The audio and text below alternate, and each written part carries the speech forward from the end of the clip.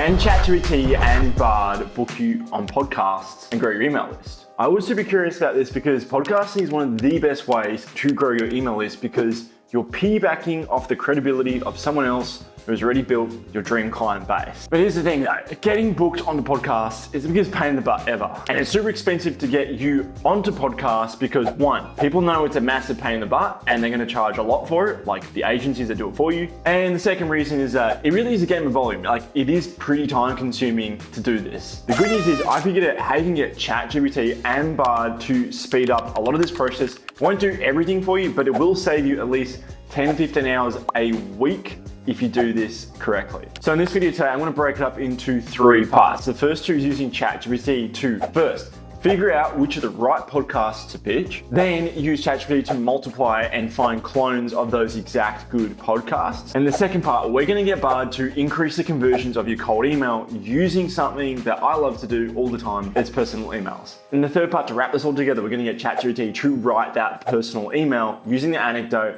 and the podcast we found. My promise to you is you're gonna find about 30 different podcasts, you're gonna get 30 different emails to send out, and they're all gonna be personalized to each podcast owner. Because let's be frank, like those copy paste emails, they just suck. And I know because they're in my inbox with my podcast and people just talk about themselves all the time. They're not actually making emails that convert. And the emails that convert are the ones that actually showed you listen to the show, that you care about the person's audience, and there's a benefit for you to come onto the show. So that's my big promise to you. And if you're still not sure, like, should I go to the effort of actually pitching podcasts to build my email list?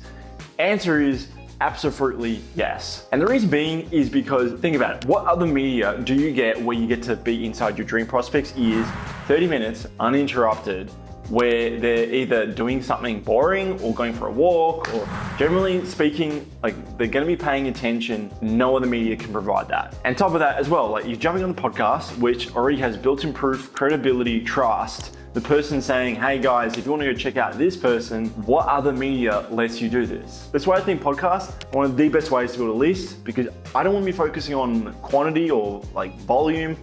I just want high quality prospects on my list. And that's why podcast is the best way to do it. On top of that, the reason why I love podcasts is because it's like YouTube. It's evergreen. Like you post it once and then over time it grows.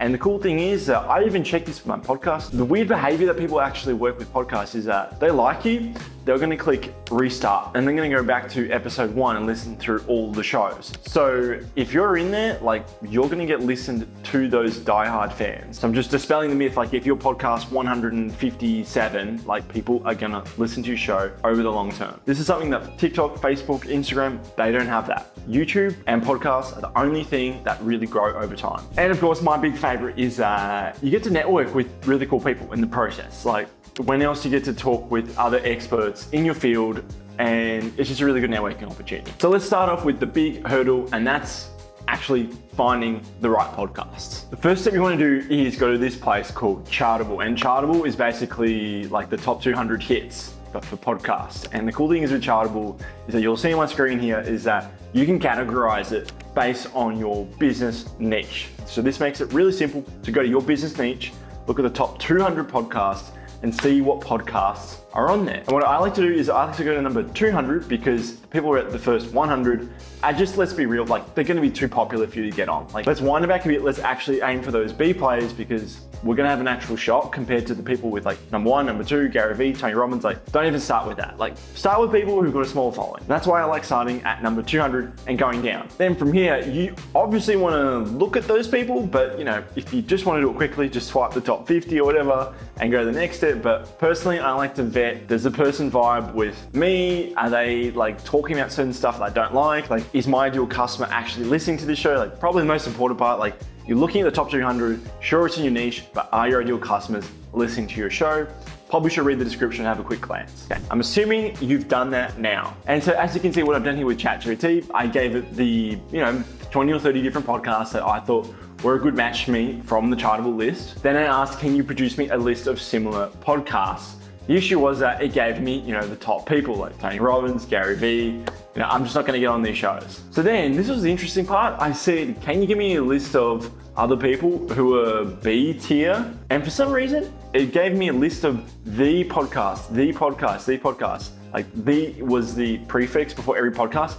And surprisingly, a lot of them were actually good shows. Mind you, there's a few different podcasts that were in there that I swear to God, Chat GPT had like 10 hits of acid and then decided that was a good name. Like they don't actually exist. But when I asked, can you give me another 50? And then I verified, I would say about 30 out of 50 actually existed. Which when you think about it is insane because this would normally take me hours to do to go find similar podcasts on a site called Listen Notes, which we're gonna get to Listen Notes in just a second. And Listen Notes is amazing because that's how you find the email address of the people you're gonna go pitch, but we're getting too ahead of ourselves. Let me stay on course here. So now that ChatGPT has given us the list of podcasts, I actually ran into a dead end by asking, can you give us some transcripts? It's not capable of doing that, but we've got the power of Google Bard now. And I had some fun playing around with different prompts with Google Bard. And the cool thing was that some of these podcasts, like I said, ChatGPT was hallucinating, but some of them did exist. And the cool thing with that was that you can then follow up with Bard saying, hey, can you get me the transcript from these podcast websites? And guess what? You can give you the transcripts. And if you can get transcripts, then you can make it basically summarize memorable notes. And if you can get memorable notes, then you can ask it to make it more concise. You can ask it to make it more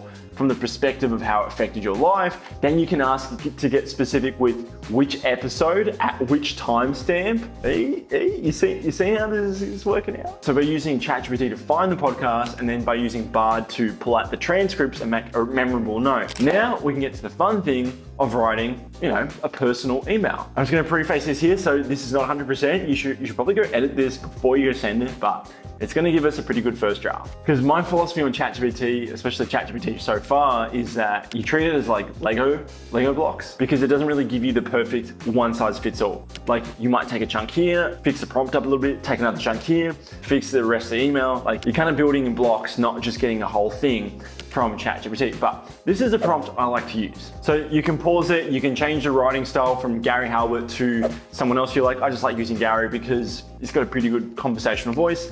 I make sure it's to 180 words, that's super important. Down the bottom, you're gonna see the personal anecdote. And this personal anecdote, you can then copy and paste from the Bard section. And the next step is all you're gonna do is take the answer from Bard from the next podcast and then pop it into this prompt. However, sometimes, like I said, you're not gonna get the perfect email. So here are some follow-up prompts that I like to do with ChatGPT. So sometimes it goes crazy and writes like a 500-word email. I say like, what happened to writing a 180-word email in the style of Gary Halbert? And it's like, oh my God, I'm so sorry, Jules. Like, what was I thinking? Yeah, like, what were you thinking? Seriously. And it's gonna give you this email. And like I said, some parts I like, some I really don't like.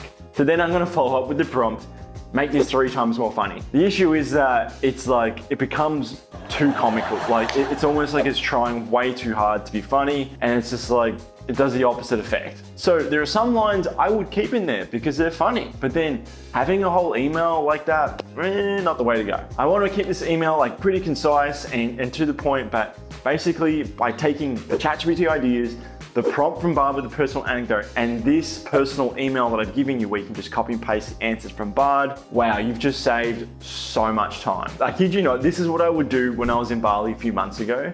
I would go block off 2 hours of my time to listen to just 10 podcasts, pull out an anecdote, write it down, go and then record it, and then use it as part of my pitch. But that process of listening, writing anecdote, that would take at least 2 hours for just 10 shows. And now you can do it with the click a button with Bard. Like, my gosh. Now you can date me. That'll save you about 10 to 15 hours per week. The next problem is that there's another 11 steps to building and monetizing a profitable list. Sure, building a list, this is the hard part. Like, you've done the hard part. The next part is everything else, because this is the conversion part, this is the sales process, this is making sure so that every time you send an email, people know, like, and trust you, and that for the most part, you're generating leads and sales. How do you do this though? Well, the good news is I've generated my clients over 15 million results. I put all my secrets into this big, fat, meaty video. You can go check it out, A to Z, and it's gonna be the complete next step from this video right here.